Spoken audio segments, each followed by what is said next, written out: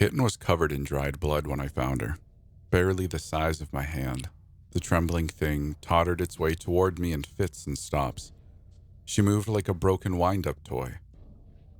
It had been years since I had a farm cat, so the appearance of the mewing trespasser was a mystery. The farm was far enough from town that I never saw a stray animal. There were just too many predators between me and civilization. Someone must have dumped a pregnant female near the farm, I thought. I searched for others in the litter while holding the shaking kitten under my arm. The cat had been living under a half-empty grain bag, and the mother was nowhere to be seen. Neither were any littermates. Only a bloody circle of dirt with tufts of fur and bits of bone let me know that a cat had been there. "Looks like we're on our own," I told the shaking kitten as I placed it under my coat to keep it warm. We were in the first few weeks of fall, and the cold of the north was making itself known. I crunched my way through the frost to the house and kicked off my boots on the porch. The kitten cried with every breath. I was sure it needed to eat. I remembered an old conversation about how sheep milk wasn't suitable for cats, so I placed the kitten in my warming box and searched for emergency formula recipes. I found a recipe that I had the ingredients to make and set to work, mixing a can of evaporated milk, egg yolk, and a couple of tablespoons of Karo syrup. I didn't have a bottle that would work for the kitten, but there were a few syringes around from vaccinating the sheep. I unwrapped a syringe, filled it with the emergency formula, and pulled my little patient from her box. She took to milk quickly, and I began to wonder where she was putting it all. As I filled the syringe over and over with the custard-like formula. After this third syringe, I gently squeezed the kitten's tummy, but it didn't feel full. I continued feeding her, and I studied her as she ate. The kitten's paws were massive for its size, almost clownish, and every paw had a sixth toe. Most of the kitten's coat was matted with blood, but rich chocolate fur was partially visible on her tummy. I smiled as I watched the kitten's sapphire eyes droop contentedly. Then I noticed her teeth. An extra set of canines protruded from the top and bottom of the kitten's mouth on both sides. "That's creepy," I said as I laid her in the cardboard box. "You're a creepy little kitten," I sing-songed to her as I rubbed her head. It took a couple of hours to finish up the chores, and by the time I finished, the veterinarian's office was open. The doc kept some time available in the morning for walk-ins, so it wasn't long until Carol, the veterinarian assistant, had washed the blood off the cat. The kitten was cuddling against my palm when Dr. Weller pushed his way into the exam room with a cup of coffee. "Mar, are you picking up strays again?" Doc asked as a greeting. I knew Doc Weller before he was a doctor. We met in middle school when my dad moved us north from Tennessee to help on my uncle's farm. I was the only middle schooler in class with a twang in my voice, but Weller didn't care, and that made all the difference. "You are never going to stop teasing me about those possums, are you?" I said as I handed the kitten over. "Never," he said as he began poking at the chocolate fur ball. "Well, possums eat ticks, so it was basically a community service." "Sure, that must be why you named them." My only reply was a raised eyebrow.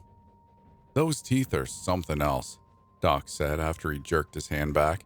I could see blood beginning to well up on Doc's calloused finger. "Those second set of canines have an edge to them, but she looks healthy." Doc set the kitten down on the exam table. "You won't have trouble getting this one adopted. Those emo Wiccan kids would love her." "Would they?" "Absolutely. Bill, my youngest, is dating one of those. He brought her home from college last weekend. She spent all Saturday night witnessing the moon and weeping. Seems like we're getting more of that type all the time around here." I laughed at his annoyance. Not all kids want to freeze their asses off hiding in the middle of a pasture drinking Coors Light. I said this, knowing perfectly well that Doc and I spent many teenage nights drinking his dad's beer in the middle of my uncle's pasture. I don't see why not. It builds character and a healthy respect for watching where you step. I chuckled, thinking about how many nights of underage drinking ended up in scraping cow crap off school shoes. I'm thinking about keeping her around the farm, I said as Doc transferred the kitten to her cardboard box. In that case, let's get the first round of vaccinations in her, and I'll send you home with some formula, dewormer, and a flea and tick treatment. You got a name for her? Something like Fang or... Doc looked down surprised as the kitten licked at the blood seeping from his finger. Or Vampirella? He said with a scowl and pulled his hand away from the kitten's tongue. I was thinking Muffin. Blood Muffin, Doc said with a wink. That's disturbing. The wink or the name? Both, I said as I stretched Muffin out on the exam table so Doc could administer the shots. It'll be nice to have a cat I can witness the moon with. Doc Weller eyed me menacingly as he uncapped his syringe. It would be a week before the kitten could try solid food, so when we got back to the farm, I made some formula and fed the little beast until her tummy started to bulge. I swear I put 3 bottles worth into her, which was surprising because the bottle was larger than she was. I didn't spend too much time thinking about it because I had a few acres of fence that needed mending and not enough hours in the day. We were halfway through lambing season, and it seemed every time I turned around that a iwi would drop twins in the freezing cold and walk away from one of them.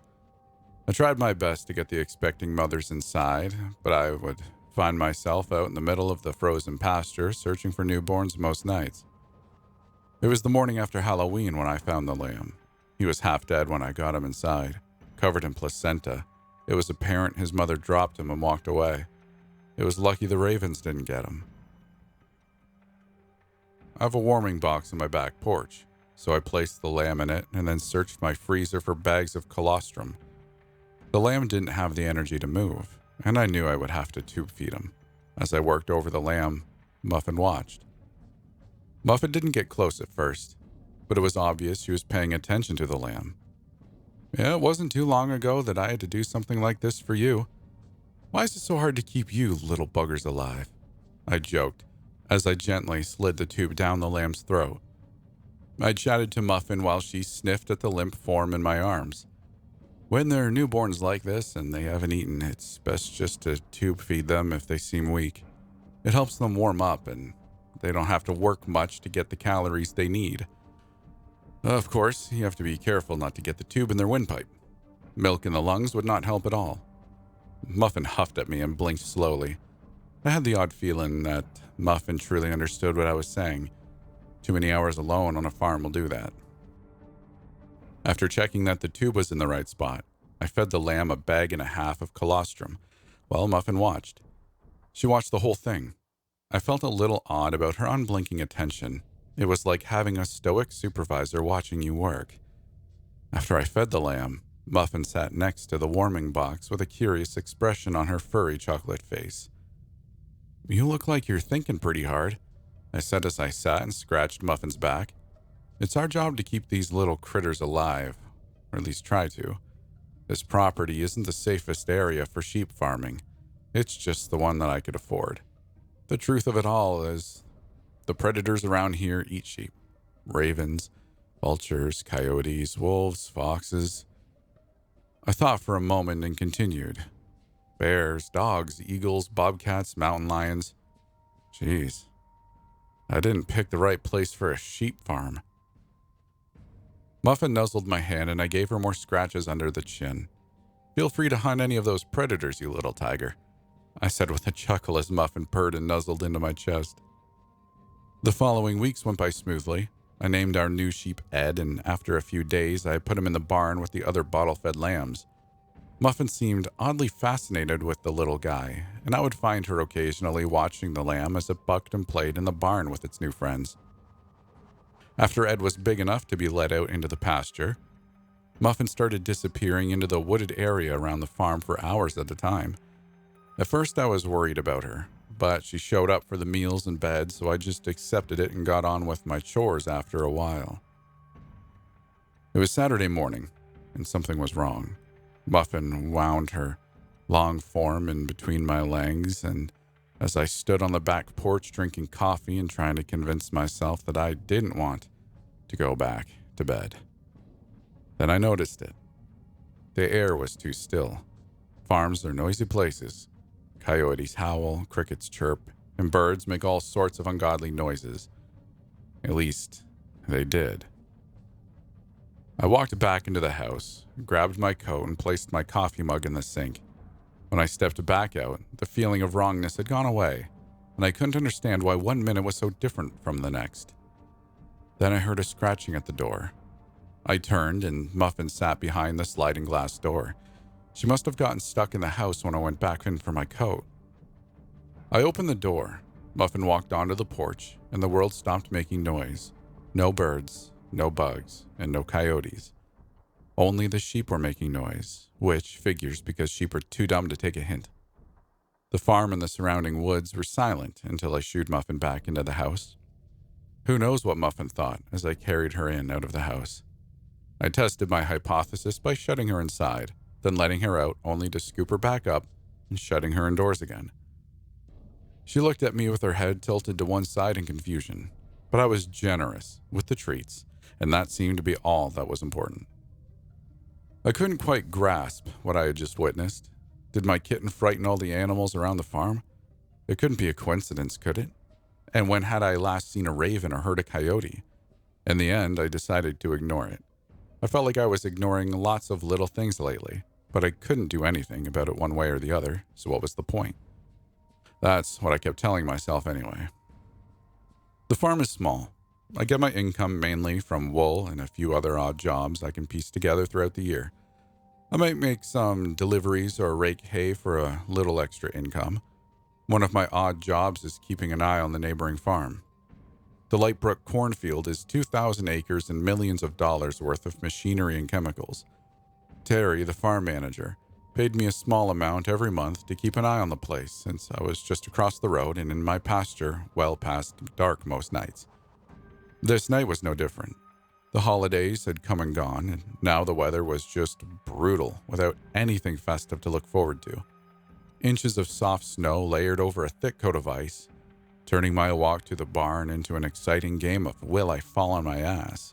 While lying in the snow after my second fall, I noticed a floodlight go out above the neighbor's farm, and then I heard the gunshot. Without bothering to stand, I pulled out my cell phone and called Terry. I told him what I saw as I lay in the powder. Terry told me to stay safe and contact the sheriff's department. While I was on the phone with the sheriff's department, 2 more lights went out with 2 more gunshots than the roar of an engine.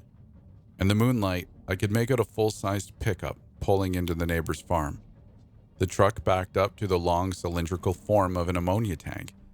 Before I knew it, they were driving away with the tank hitched behind them. A minute or two passed, and then 2 sheriff's cars sped by with their sirens and lights. I hauled myself out of the snow and trudged carefully back to the house. An hour later, I was visited by Deputy Fahey. Fahey was a dork in high school, all spindly legs and elbows with a goofy open smile that pissed off bullies and charmed girls. We were in different grades, but we played football together. I invited him in the house for coffee. Muffin wound herself around his legs. "A couple of tweakers," Fahey stated as he stretched at my kitchen table. "It might have been the Donnelly brothers, but don't go spreading that around. We don't know for sure yet." The truck took the curve off the junction too fast and rolled. The 2 in the cab legged it into the timber, but the crash released a thick cloud of ammonia and we couldn't follow them. After taking my statement, Fahey reached down and scratched Muffin's ears. "What's your cat's name?" "Muffin," I replied as I topped off Fahey's thermos. "I don't think I've ever seen a chocolate-haired cat before. Dang, she's pretty." Muffin purred loud enough to shake the walls, but her joy was short-lived. Fahey's radio squawked and I walked him back to his car. "They may still be around, so lock your doors and give a call if you notice anything," Fahey said as Muffin trotted along beside him. Fahey folded his long frame into his car and gave Muffin another scratch. "If you do call, we won't be far. The sheriff has us all combing the back roads for those 2 idiots." Muffin trotted back to me and sat down, gazing up at Fahey and purring contentedly. "Later, Mar. Thanks for the coffee. Nice to meet you, Muffin," Fahey called as he drove away. Muffin watched him go. "He's a happily married man, Muffin." Muffin stopped purring. I can't believe that dork charmed my cat, I murmured to myself. Muffin chuffed at me and looked grumpy as she walked back to the house. I couldn't help laughing at her. Jokingly, I said, if anyone tries to break into that house, you have my permission to give them the same treatment that you give the ravens. And then I'll tell Feihe what a good job you did. I'm sure he'd be impressed. Muffin just raised her chin in distaste and walked away. Strangely enough, I fell right to sleep. A full day of trudging through snow and mending fences will do that. The brandy I put in my coffee probably helped too. The sound of glass shattering woke me up. I hadn't been letting Muffin sleep in bed with me, but she usually found her way next to my knees at some point each night. She hopped off the bed and walked to the door. A stream of cold air twisted its way into the bedroom, and I knew someone else was in my home. Muffin patted her way into the hall while I slid silently out of bed. I found my pants crumpled on the floor and pulled them on while listening behind the bedroom door. Checking pockets, I found my truck keys and wallet, but no phone. The phone was in the living room charging. I didn't have anything to attack an intruder. I'm not a gun guy. I'm a keep the suicide machines out of the house in case I have a bad day kind of guy. After scanning the bedroom, I grabbed the spray-on deodorant from the dresser as an impromptu can of mace. The house is small, with 2 bedrooms. I used the second bedroom as an office, and that is where whispered voices came from. I heard filing cabinet doors open and papers fall to the floor. Silently, I plucked my phone from its charger. After slipping into my boots, I exited the house. I ran for my truck, each step crunching through a layer of powder and ice. Once inside, I called the police and drove up the road just far enough to watch the farm without being in the way. In moments, flashing lights descended on my home. No one's there, Feihe said as he sat in the passenger seat and warmed his hands on my heater vents. It only took you 5 minutes to get here, I said, a note of disbelief coloring the statement. They were here and they haven't been gone long, Feihe reassured me. The blood hasn't even dried yet. Blood? Did you shoot one of them? Feihe said as he scanned me for a gun. I don't own a gun. I raised the can of body spray from its spot in the cup holder. My big plan was spraying them in the face with this crap. They must have gotten a fight or something. It wouldn't be the first time 2 druggies tried killing each other over something stupid. How bad is it? There's blood all over your house and out the back door. I tracked it into the pasture and there was a big circle of blood where it looked like there was a fight. Then nothing. Not creepy at all, I deadpanned. Guess I should get this over with, I said and stepped out of my truck. You want creepy? You won't believe half of the stuff I've seen since I started this job. Did you know we have a cult? What? No. Yes, just past the Smith farm. They're on the other side of that timber you have to the east. I went out there 6 months ago when a school bus full of 8th graders saw a man in a hood and cloak cutting up a deer near the highway. I talked to the head cultist, or whatever he was, a guy named Buck. Feihe chuckled. Buck the cultist. Damn, Feihe, are you screwing with me? Not one little bit. Buck straight up told me they were doing some demon summoning spell, but he had a deer hunting license and was on his own land, so I couldn't do much other than look at him with my stern face. Feihe showed me an example of his stern face. It was pretty much his regular face with a squint. I think that would be something I would keep to myself, I said, grinning at him. Right. If you're going to summon demons, don't tell anyone. Feihe stopped a few feet from my front door. Wait, did you mean my face or their demon summoning? You want me to answer that? Hey now, Feihe said with mock irritation. Our laughter died as we walked into my living room. Dime-sized splashes of blood spotted every surface. I stepped to my office without worrying about tracking through the blood. What was the point? I couldn't make it any worse. The office had been trampled. One of the bookcases had tipped over, and it looked like the file cabinet had been emptied onto the floor. Cords of glistening red rolled slowly down the walls. Feihe coughed. You should probably wear gloves when you sort through this. I'm sure those 2 idiots had a few diseases. Dazed, I tracked the trail of blood covering my office, living room, kitchen, and back porch. But doesn't this seem like a lot of blood to you? Shouldn't there be a body? I asked. It's a puzzle. Feihe's mouth hardened into a tight line. especially when you see the mess out back. I pulled my chore coat on and we followed the trail to the pasture.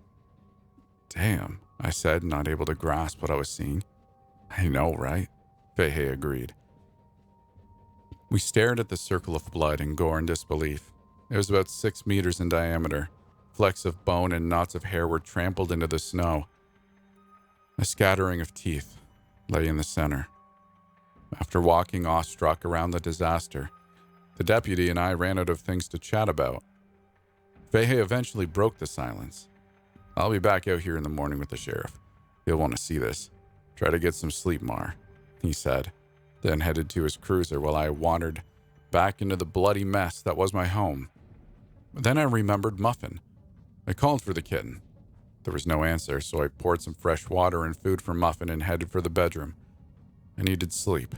I didn't even pull off my boots or coat. I just crashed on my bed. It was still dark when the yowling woke me up. A low moaning yowl pulled me from a dreamless sleep. A burning, shuddering feeling led in my limbs, and my head felt full.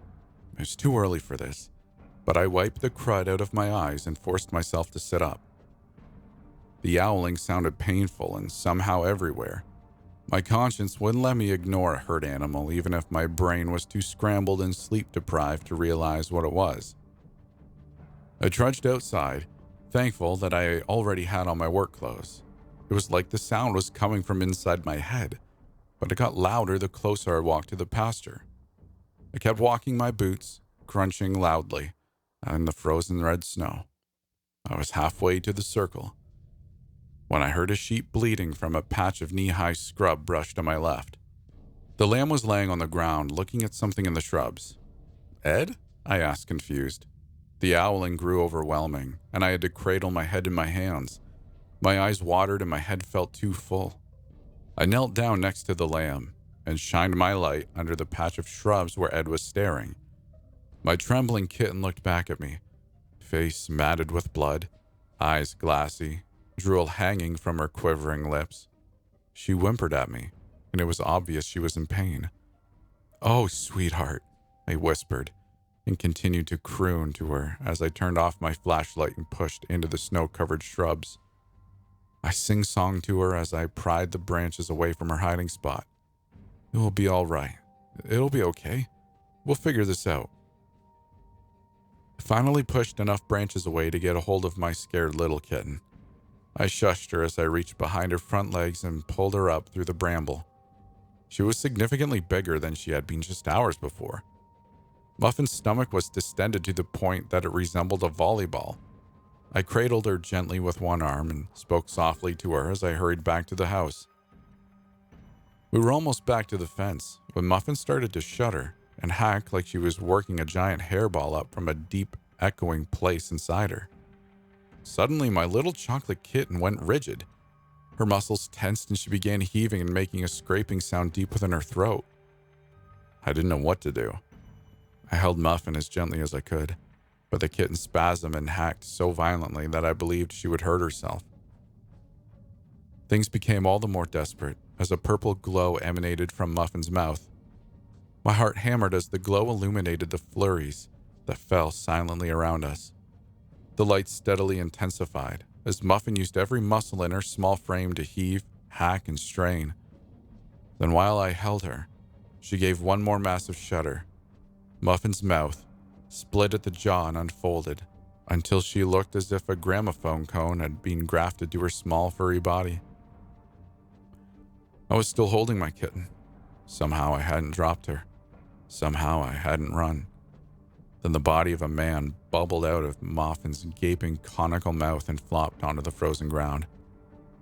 I stared at the body, but my mind would only allow me flashes of understanding. The man was whole, or intact, I should say. No pieces were missing, but furrows had been cut deep into the flesh. A membrane of mucus enveloped the bony and sickly form of a meth addict. A cracking, sucking sound echoed around the pasture, and I looked down at the kitten in my arms, watching as her jaw folded back into place. Muffin looked up at me and mewed. She looked normal and smaller, still fuller, like she ate a large meal but less round, and her face looked normal, just like a cat. I compared the size of the grown man to that of my half-grown kitten, and part of my brain pleaded for this to be a dream, but I knew it wasn't. The cold was too biting to be anything but real. Muffin jumped out of my arms. She walked to the man on the ground, sniffed him, and wrinkled her nose. He was cute, and that shocked me more than I can say. She looked up at me expectantly. It took me a moment to realize Muffin wanted something from me. "Good job," I said, my voice cracking and sounding more like a question than a statement. I knew I had to do better than that from Muffin's disappointed stare. "Good job," I said with more confidence. "You did a good job protecting the farm.